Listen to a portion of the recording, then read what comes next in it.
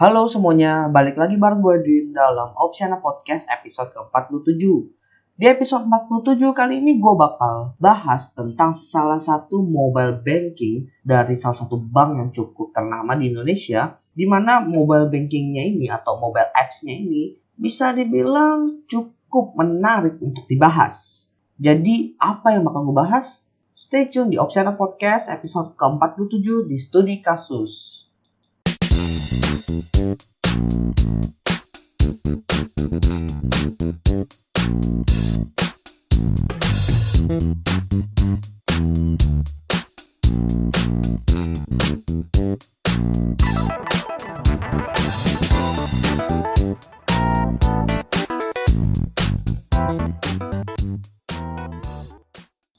Halo semuanya, balik lagi bareng gue Edwin di Opsiana Podcast episode ke-47. Seperti di awal, gue bakal bahas segmen studi kasus di mana gue bakal bahas tentang semacam kasus atau produk yang menurut gue cukup kece untuk dibahas. Karena menurut gue kasus ini atau produk ini punya manfaat yang cukup wah untuk gue dan juga mungkin untuk beberapa orang yang sudah pernah menggunakan. Di awal tadi gue bilang gue bakal bahas mobile banking application dari salah satu bank ternama. Bank apa nih yang pengen gue bahas? Pasti kalian udah mulai berpikir nih, bank-bank apa aja sih yang ngeluarin mobile banking? Kayaknya udah banyak yang ngeluarin mobile banking. Gue bakal bahas produk dari Bank BTPN. Mungkin diantara kalian udah langsung nangkep nih, produk mobile banking Bank BTPN. Apa nih produknya nih? Oh, pasti itu. Ya, bener banget. Produk yang bakal gue bahas di sini adalah Genius. Genius adalah salah satu mobile banking keluaran dari Bank BTPN, di mana mobile apps ini mengadopsi konsep all transaction in one mobile apps. Widih, keren gak tuh?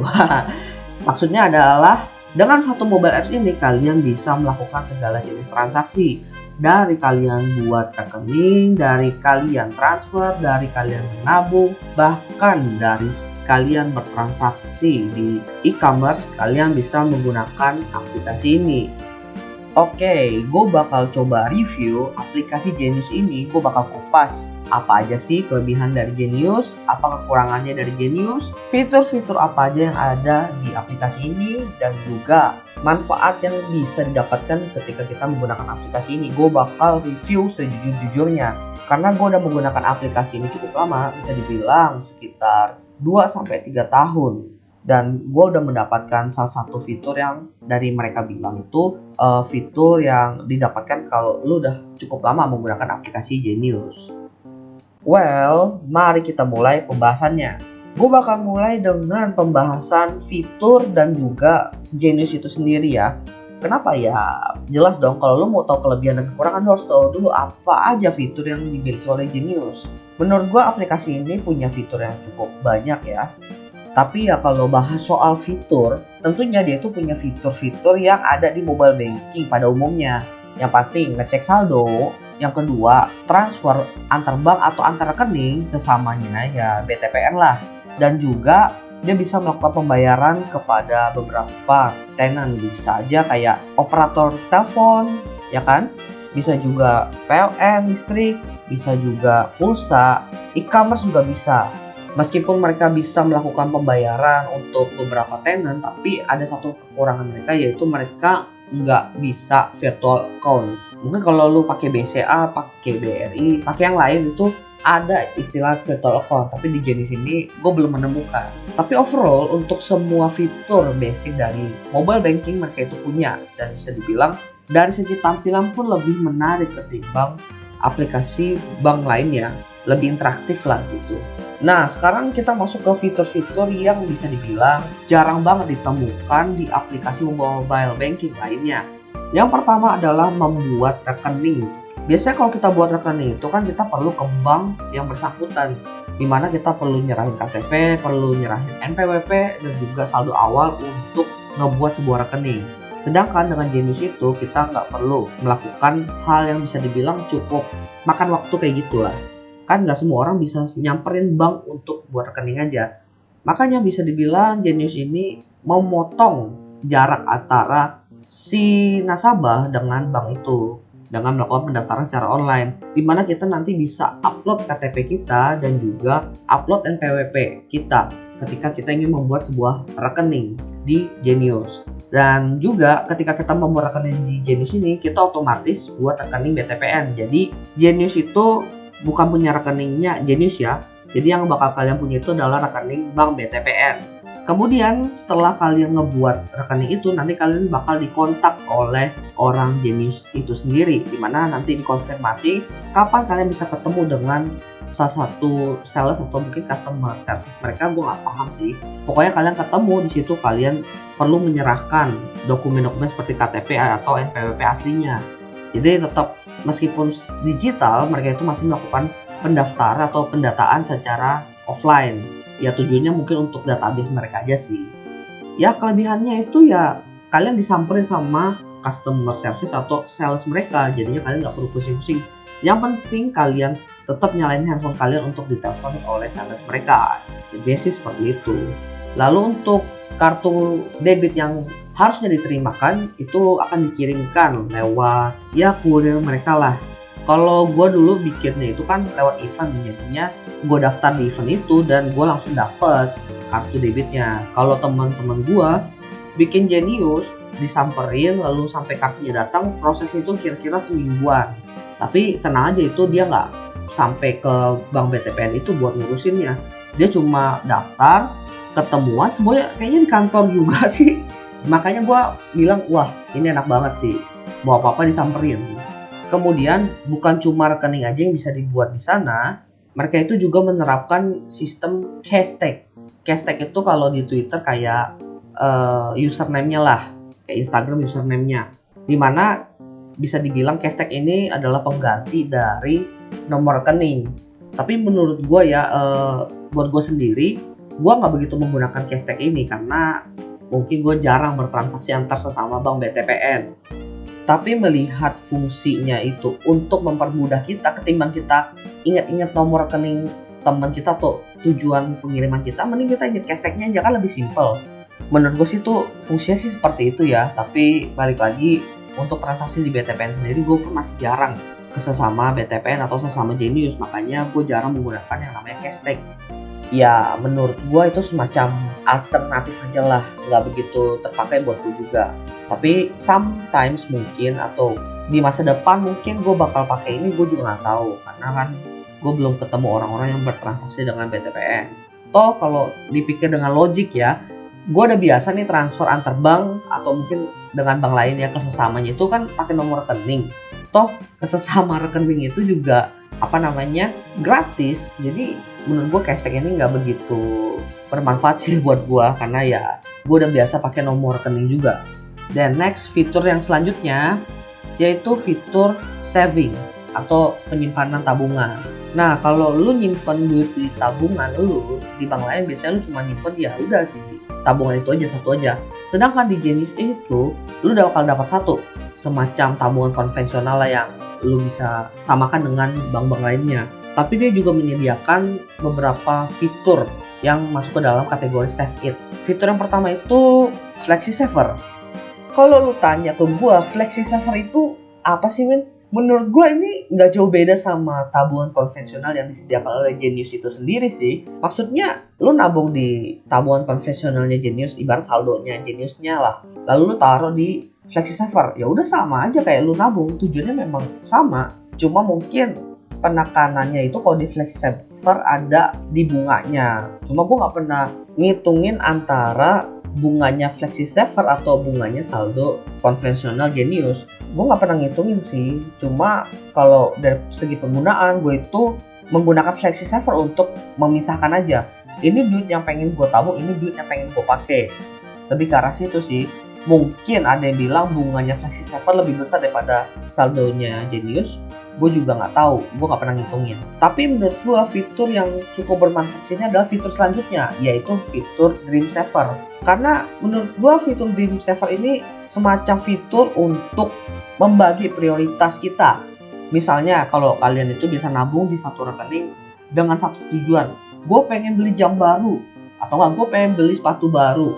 Ya udah kalian nabung di situ. Sedangkan di Genius kalian itu udah bisa memanage keinginan kalian secara sekaligus. Artinya bukan cuma satu aja. Misalnya, gue pengen beli jam, gue pengen beli sepatu, gue pengen beli kaos. Udah lu masukin aja ke Dream Saver, bikin 3 list dengan nominal yang kalian inginkan. Dari situ kalian bisa ya meng-adjustment setiap bulan atau setiap hari atau setiap minggu kalian itu pengen nabung berapa.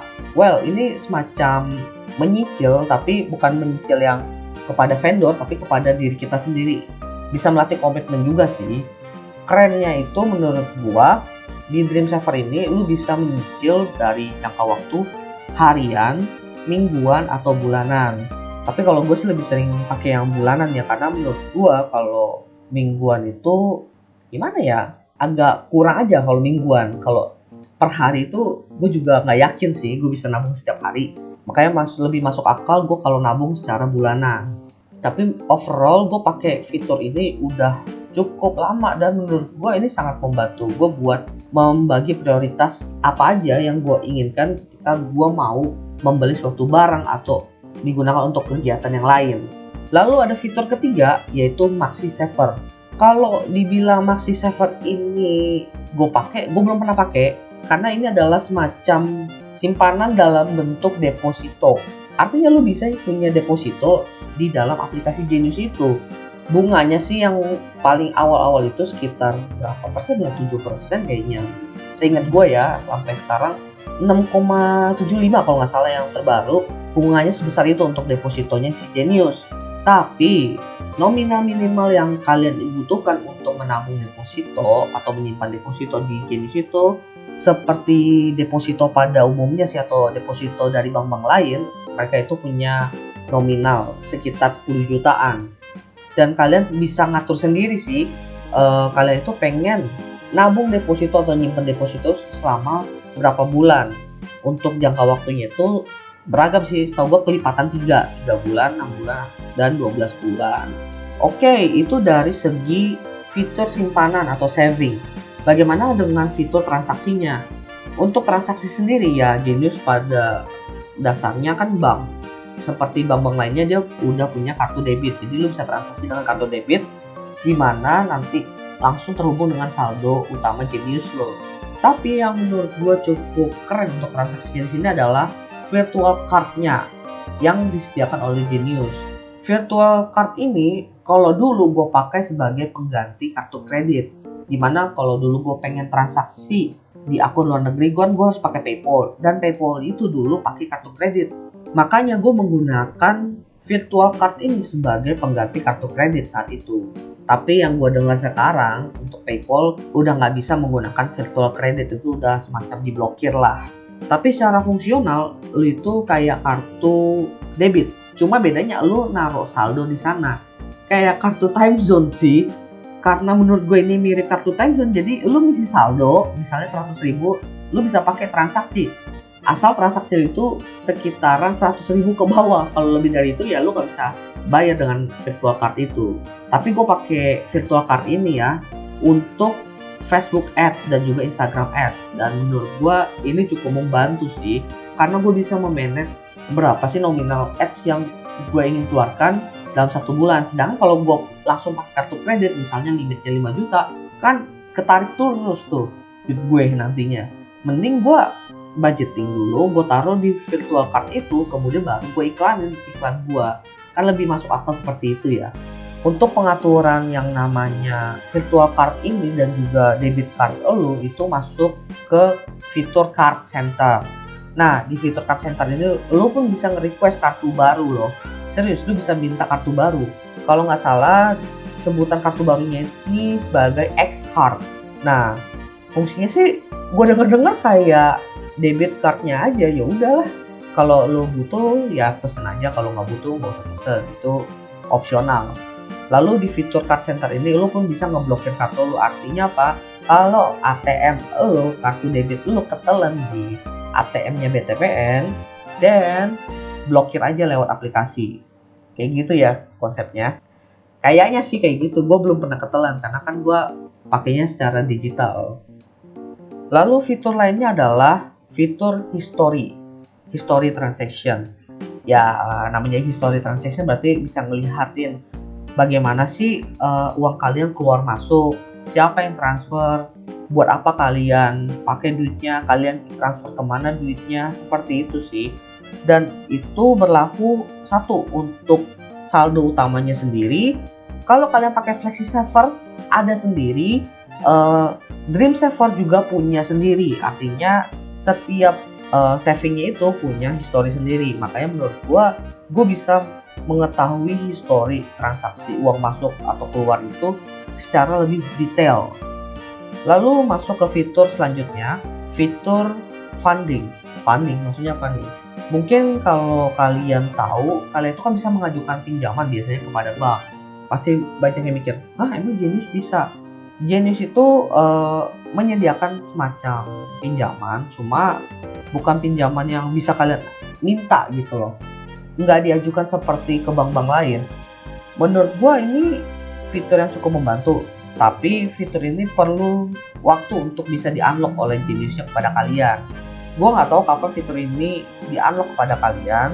Cuma yang gue tahu setelah gue ngobrol dengan salah satu salesnya itu, salah satu faktor yang membuat kalian bisa mendapatkan funding atau pinjaman itu dari review tabungan kalian atau akun Genius kalian itu setiap 6 bulan sekali. Itu yang gue dapatkan informasi dari salesnya. Untuk limit pinjamannya itu berapa? Itu kalian bisa cek sendiri di website Genius. Kalau nggak salah terakhir gue cek sih sekitar 2,5 sampai 50 juta ya. Pertanyaannya apakah bisa lebih dari 50 juta? Gue nggak tahu karena gue belum pernah dapat yang segede itu. Tapi lu pernah make, Win? Iya, gue pernah make. Gue pas dapat, gue cobain langsung. Dan menurut gue ini cukup membantu. Lalu pembayarannya gimana, Win? Apakah gue harus bayar semuanya? Enggak, lu bisa menyicil pinjaman ini. Ya tentunya ya kalau kalian udah ngambil pinjaman ya kalian harus balikin. Masa kalian udah minjem gak balikin sih? Ini dampaknya juga ke histori kalian. Kalau kalian lewat pembayaran pinjaman 1 hari aja, kalian dapat denda. Kalau kalian benar-benar gak bayar sampai beberapa kali, kalian bakal di blacklist. Baik lagi loh, kayak ini hubungannya sama bank, jadi kalian harus hati-hati. Kalau kalian dapat kesempatan untuk dapat pinjaman ini, gunakan sebaik mungkin. Gunakan kalau seandainya kalian benar-benar lagi butuh aja. Tapi pastikan juga kalian bisa membayarnya. Seperti itu. Kemudian, fitur terbaru dari Genius yaitu fitur currency. Maksudnya fitur apa nih? Gue nyebutnya fitur currency sih. Karena lo bisa menukarkan uang lo dengan mata uang yang lain. Jadi lo bisa menukarkan uang rupiah lo menjadi $1, 2 yen, yang ketiga dolar Singapura. Yang menurut gua fitur ini jadi keren adalah ketika kalian menukarkan uang kalian menjadi salah satu mata uang tadi yang udah gue sebutin, kalian bisa pakai saldo mata uang itu untuk transaksi di negara yang bersangkutan. Keren nggak tuh? Tapi untuk aksesnya kalian perlu menggunakan M-Card atau kartu debitnya. Dan itu bisa diakses juga melalui aplikasi kalian di card center tadi. Tapi balik lagi, kalau ngomongin soal mata uang asing, artinya kalian itu pasti berhubungan dengan yang namanya kurs mata uang. Itu gimana ya? Ya seperti kalian tukerin ke money changer, pasti ketika kalian beli, kalian bakal mengikuti kurs hari ini. Dan ketika kalian jual, kalian juga akan mengikuti kurs penjualannya hari ini. Untuk fitur ini karena gue belum pernah pakai, sebaiknya kalau kalian ingin info lebih jelas, kalian coba buka Instagramnya Genius di @geniusconnect. Di situ kalian bisa dapat info lebih lengkap tentang fitur baru ini. Nah, dari sekian banyak fitur yang udah gue jelaskan tadi, gue bakal review apa aja kelebihan dan kekurangannya. Kelebihan dari Genius ini, yang pertama dia punya fitur yang bisa dibilang sangat inovatif. Salah satunya dari yang namanya Dream Saver itu. Jadi dari satu tabungan lu bisa memecah ke beberapa banyak prioritas sehingga uang yang kita tabungkan itu bisa tepat sasaran. Itu menurut gua ya. Kemudian dari Maxi Saver sendiri untuk deposito sendiri, menurut gua ini menjadi lebih mudah ketimbang kalian itu pergi ke bank untuk menyimpan uang kalian ke dalam deposito. Pokoknya ini benar-benar membuat proses bank yang konvensional menjadi benar-benar digital dan canggih lah intinya. Kemudian dengan fitur-fitur kurs mata uang atau currency yang disediakan oleh Genius, ini membuat kita lebih mudah untuk transaksi dengan kurs mata uang asing. Cuma gue nggak tahu nih apakah dengan fitur mata uang ini apakah bisa menjadi salah satu media untuk berinvestasi, gue juga nggak tahu. Tergantung penggunanya dan kebijakan dari si Geniusnya nanti atau Bank BTPN-nya nanti. Lalu, kemudahan dalam membuat kartu baru. Untuk membuat kartu baru kan kita bisa melalui card center itu, dan kita juga bisa request untuk dikirim ke rumah kita. Untuk request itu menjadi lebih mudah dengan fitur card center. Dan dari card center ini ada juga virtual cardnya, sehingga membuat kita untuk transaksi yang membutuhkan kartu kredit itu menjadi lebih mudah, karena virtual card itu bisa dibilang setara lah dengan kartu kredit, meskipun fungsinya itu jauh berbeda dengan kartu kredit. Tapi bukan berarti gue menganjurkan kalian untuk menggunakan virtual card sebagai pengganti kartu kreditnya, enggak seperti itu. Itu beberapa kelebihan dari si Geniusnya. Dari segi fiturnya bisa dibilang cukup inovatif dan membantu kita lah. Tapi ada kelebihan, pasti ada kekurangan. Kekurangan dari Genius ini adalah menurut gue aplikasinya sangat berat. Oke, alasan gue juga kenapa gue belum menikmati fitur currency tersebut karena handphone gue belum update, dan untuk update itu membutuhkan banyak memori. Kalau kalian tanya apakah Genius ini membutuhkan memori yang cukup banyak, gue bisa bilang iya, cukup banyak. Makanya gue kadang bingung ketika gue install Genius ini. Gue kalau mau update, gue harus menguninstall beberapa aplikasi yang lain. Dan sekarang bisa dibilang aplikasi gue itu udah cukup banyak yang penting, jadi gue nggak bisa update untuk beberapa waktu ke depan. Lalu selanjutnya, kekurangan yang kedua adalah Genius ini butuh koneksi internet yang stabil. Gue nggak tahu kenapa, tapi ketika gue menggunakan Genius ini dengan kondisi internet kantor yang ceritanya lagi slow banget, buat masuk ke loginnya aja, yang masukin PIN untuk ke tampilan home aja itu setengah mati. Tapi gue paham sih, untuk aplikasi banking itu kalau koneksi internetnya itu jelek, sebaiknya benar-benar nggak bisa transaksi itu lebih baik ketimbang transaksinya itu masuk ke database tapi pengiriman batal. Itu bisa jadi problem. Lebih baik benar-benar di cancel. Cuma untuk masuk ke home-nya aja, kalau koneksi internet lu itu jelek, itu benar-benar nggak bisa masuk. Itu yang membuat gue kadang-kadang kesel. Kan gue pengen ngecek saldo aja tuh, tapi kok susah banget karena koneksi internetnya jelek. Padahal kan tinggal masukin PIN, langsung ke home kelihatan saldonya, seperti itu.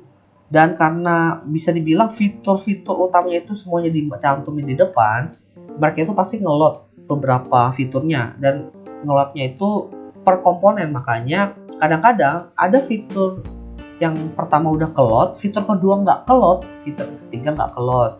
Baik lagi itu ke koneksi internet, makanya butuh koneksi internet yang stabil untuk menggunakan Genius ini. Sekarang kalau lu tanya gua, Win, menurut lu aplikasi si Genius ini bermanfaat banget nggak sih buat masyarakat nantinya? Menurut gue ini sih cukup bermanfaat ya. Apalagi kalau seandainya kalian adalah tipe-tipe orang yang ingin menabung atau ingin memperbaiki kehidupan finansial kalian, gunakanlah Genius ini. Karena kalian bisa menabung dengan beberapa prioritas yang bisa kalian tentukan sendiri. Kalau buat gua, fitur-fitur yang seperti Dream Saver itu powerful banget buat gua. Cuma nggak tahu buat kalian. Baik lagi, kalau kalian pengen bener-bener bagus kehidupan finansial kalian, pengen lebih tertata, disiplinlah aja dulu.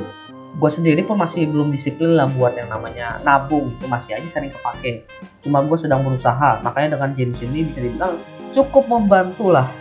Kemudian kalau seandainya kalian ingin jalan-jalan ke luar negeri, menurut gue Genius ini juga cukup membantu kalian untuk bertransaksi di luar negeri, karena kan dia udah ada fitur mata uang juga kan. Lalu yang ketiga, menurut gue aplikasi Genius ini benar-benar inovatif dan bisa dibilang sebuah bentuk perbankan yang modern dan canggih. Dan menurut gue dengan adanya Genius ini, kita bisa lebih beradaptasi dengan teknologi keuangan yang mungkin nantinya akan lebih wah lagi. Bisa dibilang Genius itu adalah pelopornya. Sehingga kalau lu mau belajar tentang banking yang benar-benar canggih dan modern, sebaiknya kalian mulai dari Genius dulu. Karena itu simple dan basicnya lah. Tapi kembali lagi, gue nggak bilang bahwa Genius ini adalah aplikasi mobile banking terbaik. Karena sampai saat ini pun masih banyak orang yang menggunakan mobile banking apps yang bisa dibilang simple dengan fitur-fitur yang juga lebih fokus ke fitur utamanya. Tapi kalau dibilang Genius itu inovatif, ya 100% Genius itu inovatif. Jadi balik lagi ke kalian, apakah menurut kalian itu Genius itu merupakan mobile banking apps yang punya kelebihan yang unik di antara pesaing-pesaingnya dari bank lain? Kan itu balik lagi ke kaliannya. Apakah Genius itu membuat kalian nyaman menggunakannya? Baik lagi kan kalian. Well, gua rasa itu aja sih pembahasan podcast episode ke-47 kali ini. Semoga bermanfaat. Jangan lupa follow Instagram Opsiana di @opsianamedia karena di situ kalian akan mendapatkan info-info menarik seputar bisnis, karir, dan teknologi. Jadi opsi ada di tangan kalian. Dunia finansial dan perbankan saat ini memang sedang mengalami disrupsi teknologi dan inovasi yang cukup pesat. Tapi bukan berarti bank mana yang memiliki banyak inovasi yang bisa menang, melainkan bank mana yang bisa menyesuaikan dirinya dengan kebutuhan customer-nya saat ini yang bisa memuaskan customer-nya tersebut. Sekian dari gue Edwin, Opsiana Podcast. Thank you.